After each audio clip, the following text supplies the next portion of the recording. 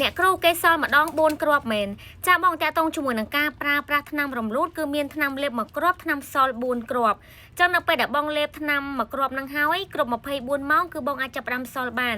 ការសល់គឺបងត្រូវសល់ក្នុងពេលតែមួយដាក់ចូលម្ដងមួយគ្រាប់ប្រើម្រាមដៃលុកឲ្យជ្រៅតាមដែលអាចធ្វើទៅបានដើម្បីកុំឲ្យវាធ្លាក់ចេញមកវិញអញ្ចឹងធម្មតាមុននឹងសល់បងត្រូវលាងដៃឲ្យស្អាតជាមុនសិនដើម្បីកុំឲ្យឆ្លងមេរោគចូលទ្វារមាសហើយពេលសល់ហើយភ្លាមបងត្រូវសម្រាក30នាទីសិន30នាទីក្រោយទើបបងអាចងើបបានធម្មតាជាទូទៅនៅពេលដែលលេបថ្នាំមួយគ្រាប់ទៅគឺអត់មានអាការៈអីទេតែបើក្នុងករណីគាត់មានការធ្លាក់ឈាមមានន័យថាដោយសារបញ្ហាសុខភាពស្បូនរបស់គាត់ប៉ុន្តែក៏អត់មានផលប៉ះពាល់ឬក៏អ្វីធ្ងន់ធ្ងរដែរអញ្ចឹងនៅពេលដែលគាត់លេបថ្នាំមួយគ្រាប់ហើយគ្រប់24ម៉ោងគឺគាត់អាចចាប់ផ្ដើមសល់បាន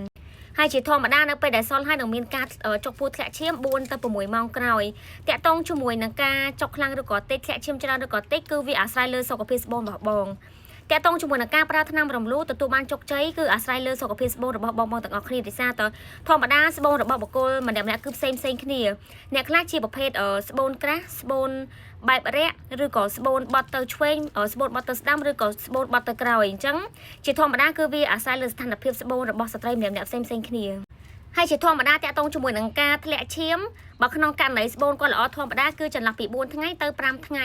តែបើក្នុងករណីស្បូនគាត់ខ្សោយអាចនឹងយូរជាងនឹងអញ្ចឹងនៅពេលដែលគាត់ប្រើថ្នាំរំលូតហើយគ្រប់14ថ្ងៃគាត់ត្រូវទៅអេកូម្ដងទៀតដើម្បីបញ្ជាក់ថាគាត់ទទួលបានជោគជ័យឬក៏អត់អញ្ចឹងសម្រាប់ឈុតថ្នាំរំលូតខាងខ្ញុំគឺមានថ្នាំរំលូតមានថ្នាំលេបមួយគ្រាប់ថ្នាំសល់4គ្រាប់ជាមួយនឹងថ្នាំបាត់ការឈឺចាប់ជាមួយនឹងវីតាមីនជំនួយកម្លាំងនិងគ្រាប់ឈាមក្រហមអញ្ចឹងសម្រាប់បងដែលគាត់ចង់កំងឈុតថ្នាំរំលោភពីខាងខ្ញុំទៅគឺទៀមមើលกระดาษអេកូជាមុនសិនសូមចូលឆាតនៅក្នុង Telegram ហើយផ្ញើกระดาษអេកូដើម្បីឲ្យខ្ញុំមើលសិនថាតើអាចប្រើបានឬក៏អត់បើក្នុងករណីប្រើបានខ្ញុំនឹងជំរាបជូនតាមក្រោយ